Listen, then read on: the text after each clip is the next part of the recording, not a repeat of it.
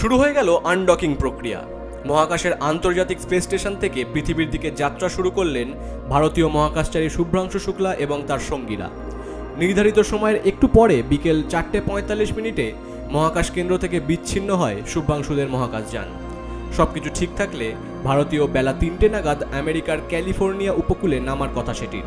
গত 25শে June স্পেসএক্সের dragon মহাকাশযানে চড়ে ISS এর উদ্দেশ্যে পাড়ি দিয়েছিলেন শুভ্রাংশুরা। তার সঙ্গে গিয়েছিলেন অক্সিয়াম 4 এর কোরু কমান্ডার পেগি উইটসন, মিশন বিশেষজ্ঞ স্লাউজ উজনানোস্কি উইসনিউস্কি এবং টিবর কাপু। 18 দিন মহাকাশে কাটানোর পর সোমবার তাদের ফিরতি যাত্রা শুরু হলো। আন্তর্জাতিক মহাকাশ কেন্দ্রে আগেই বিদায় সংবর্ধনা দেওয়া হয়েছিল শুভ্রাংশু ও তার সঙ্গী 3 মহাকাশচারীকে। সেই সময় রাকেশ শর্মার উক্তির রেশ ধরে শুভ্রাংশু বলেছিলেন, ভারত আজও সারে জাহাঁ সে আচ্ছা। নাসা জানিয়েছেন, ISS থেকে আলাদা হওয়ার পরেই শুভ্রাংশুদের ক্যাপসুল পৃথিবীর দিকে এগোতে শুরু করবে। এই সময় ক্যাপসুলের গতি কমানোর জন্য একবার রকেট নিক্ষেপ করা হবে। একে বলে রেট্রোগ্রেড বার্ন।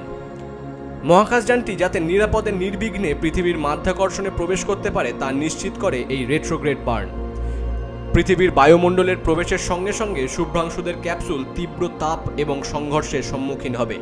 এই সময় ক্যাপসুলের গতি থাকবে ঘন্টায় 28,000 কিলোমিটার, ধীরে ধীরে যা কমে আসবে 24 কিলোমিটার প্রতি ঘন্টায়।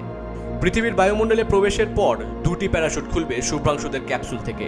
প্রথমটি ছোট, যার ফলে গতি সামান্য কমবে। তারপর নির্দিষ্ট দূরত্বে পৌঁছানোর পর খুলে যাবে মূল প্যারাশুটটি। নাসা জানিয়েছেন, যদি আবহাওয়া অনুকূল থাকে ক্যালিফোর্নিয়ার উপকূলে প্রশান্ত মহাসাগরের মাঝে ধীরে ধীরে নামবে শুভ্রাংশুদের ক্যাপসুল। সমুদ্রে অবতরণের পর স্পেসএক্সের একটি দল দ্রুত পৌঁছে যাবে শুভ্রাংশুদের ক্যাপসুলের কাছে। ক্যাপসুলটিকে তারা তুলে নেবে জাহাজে।